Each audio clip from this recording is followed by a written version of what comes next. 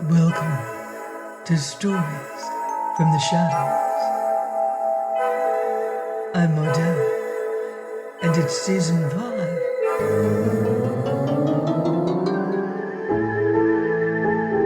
Where we will be delving into the dark crimes of the vicious and avaricious Sweeney Todd.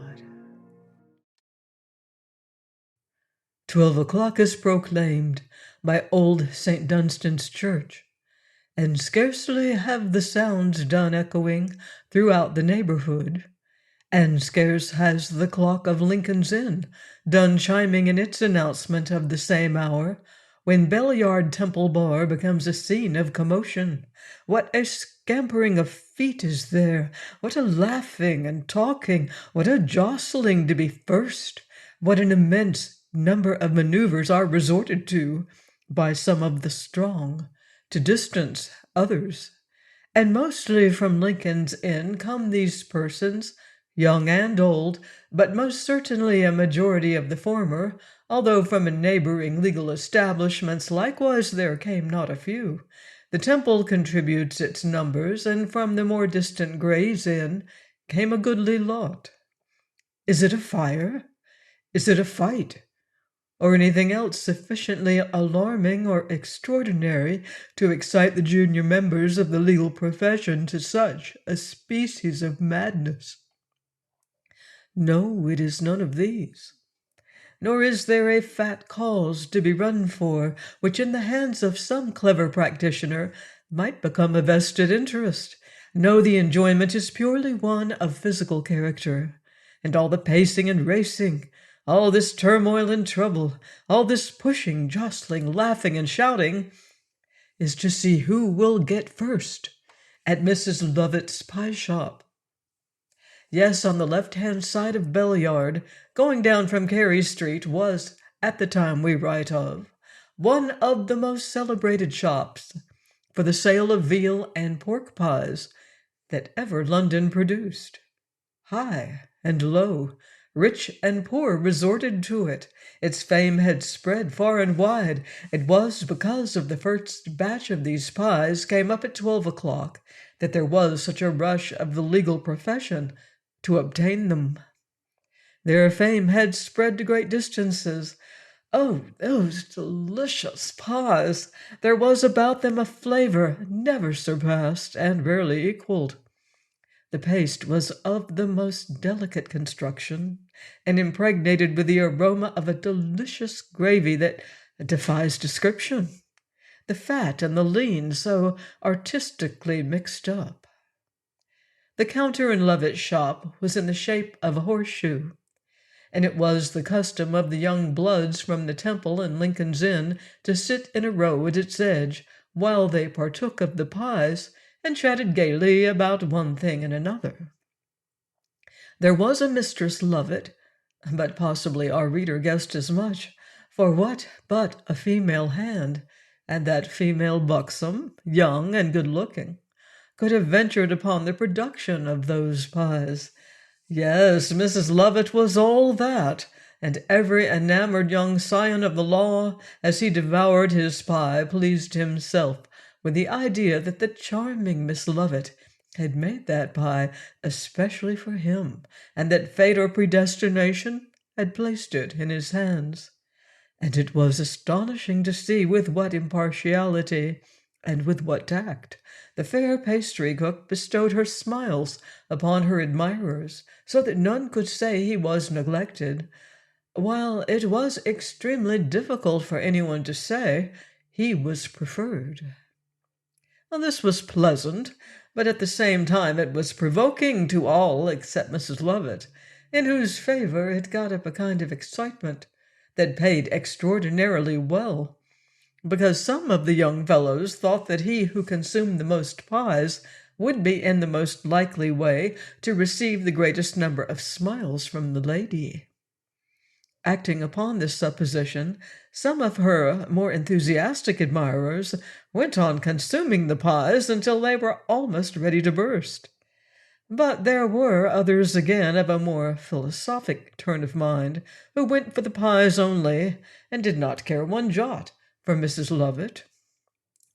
These declared that her smile was cold and uncomfortable, that it was upon her lips, but had no place in her heart, that it was the set smile of a ballet dancer, which is about one of the most unmirthful things in existence.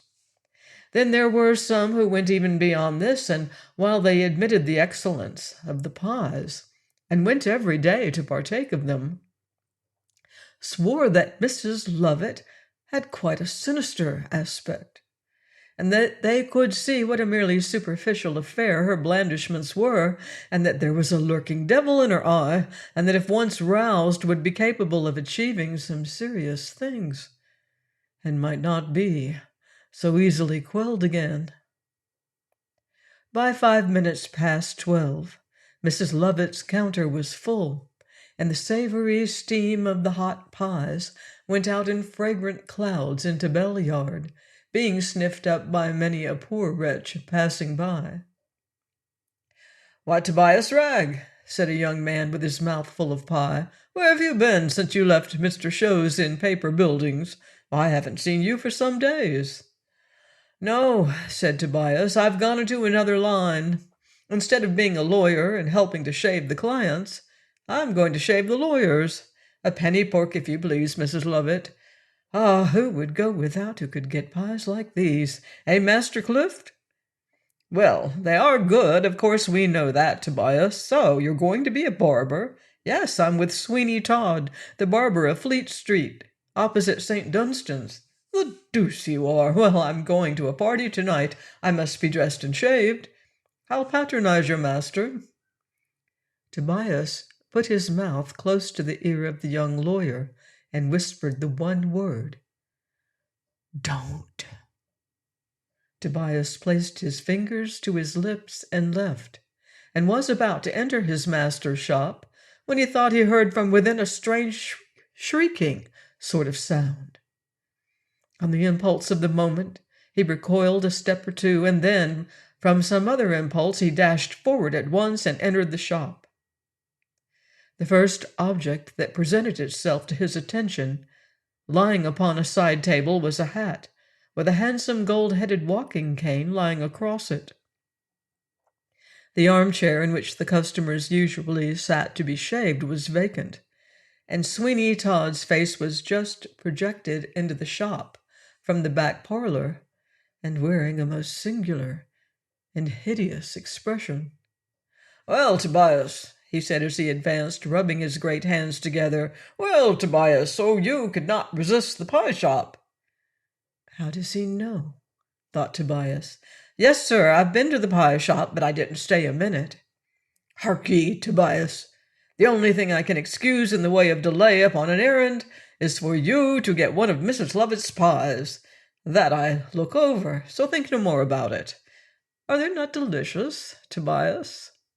"Yes, sir, they are, but some gentleman seems to have left his hat and stick." "Yes," said Sweeney Todd, "he has," and lifting the stick, he struck Tobias a blow with it that felled him to the ground. "Lesson the second to Tobias Ragg, which teaches him to make no remarks about what he does not be concerned with. You may think what you like, Tobias Ragg, but you shall say only what I like." "I won't endure it," cried the boy. "I won't be knocked about in this way. I tell you, Sweeney Todd, I won't." "You won't? Have you forgotten your mother? You say you have power over my mother, but I don't know what it is, and I cannot and will not believe it. I'll leave you, and come of it what may, I'll go to see her anywhere rather than stay in such a place as this." "Oh, you will you? Then, Tobias, you and I must come to some explanation. I'll tell you what power I have over your mother, and then perhaps you will be satisfied. Last winter, when the frost had continued 18 weeks, and you and your mother were starving, she was employed to clean out the chambers of a Mr. King in the Temple, a cold-hearted, severe man who never forgave anything in all his life and never will." "I remember," said Tobias, We were starving and owed a whole guinea for rent. But Mother borrowed it and paid it, and after that got a situation where she is now." "Ah, you think so. The rent was paid, but Tobias, my boy, a word in your ear. She took a silver candlestick from Mr. King's chambers to pay it. I know it. I can prove it. Now think of that, Tobias, and be discreet." "Have mercy upon us," said the boy. "They would take her life." "Her life!" screamed Sweeney Todd. "Aye, to be sure they would. They would hang her. Hang her, I say. And now mind, if you force me by any conduct of your own to mention this thing, you are your mother's executioner. I'd better go and be deputy hangman at once and turn her off." "Horrible, horrible! Ah, you don't like that, indeed. That don't suit you. Be discreet, then, and you have nothing to fear. Do not force me to do that which will be as complete as it is terrific." "I will say nothing. I will think nothing."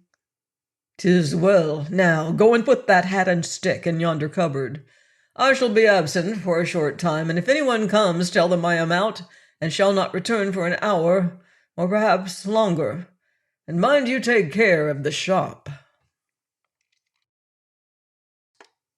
Please join me next time for the further adventures of Sweeney Todd, here on Stories from the Shadows.